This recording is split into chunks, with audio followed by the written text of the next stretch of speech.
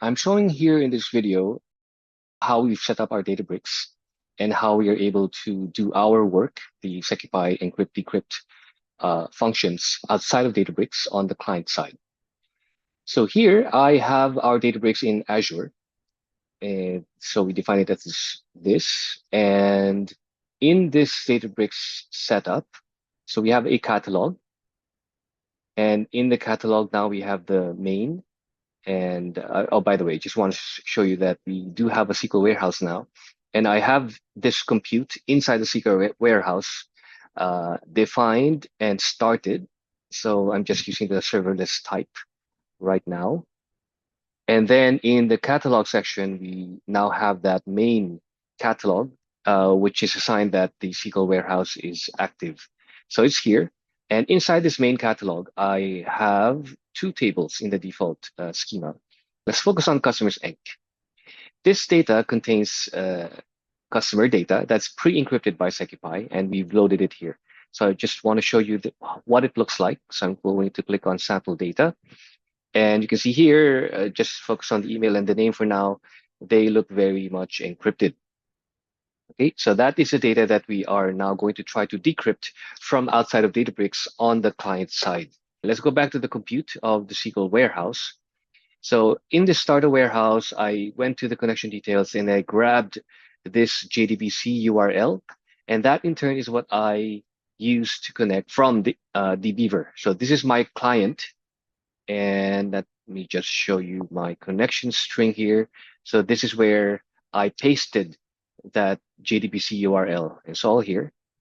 And I think towards the end, I put in my token. So you can see here the address of that particular compute. Oh, sorry. Yeah, the token is actually here. And I put in the password here.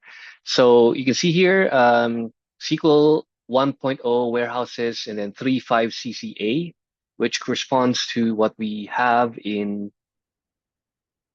here, 3.5 CCA. Okay, so basically it's this URL that I put in that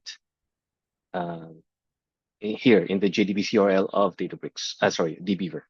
All right, and then I connected, and now I can see the databases or the catalogs, including the main. And I can go to the main catalog and I can see there's a default schema. And inside this, I have the two tables. Okay, but let's focus on the customers Inc. Okay, so now I'm going to, so this is my SQL like editor for this particular connection. So I will simply run this select star from default dot customers Inc. And now you can see that the data that's shown to me is in the clear. Now remember the data in Databricks. Let's go back to, I think it's in the catalog. If I go to main, default, customers Inc., sample data, you can see that the data here is encrypted, but we are able to decrypt it in DBeaver, and this is what SecuPi is doing. So we have loaded our agent in DBeaver, and then we know who the user is and what this user is supposed to see. And in this case, I set up my user so that I'm supposed to see clear text data. And therefore, the automatic decryption is happening in the background. And that's why the data is shown to me like that.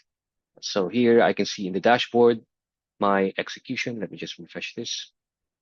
Okay, so this one made by user Kenneth at secupi.onmicrosoft.com a minute ago, executed this statement, and basically, yeah, here we've detected that there were certain PII or certain sensitive data in that statement that needed to be acted upon, and then there was a rewrite event. So in my case, rewrite was to decrypt the pre-encrypted data, and that's why I see the data like this. I hope this is helpful. If you have other questions, please let us know.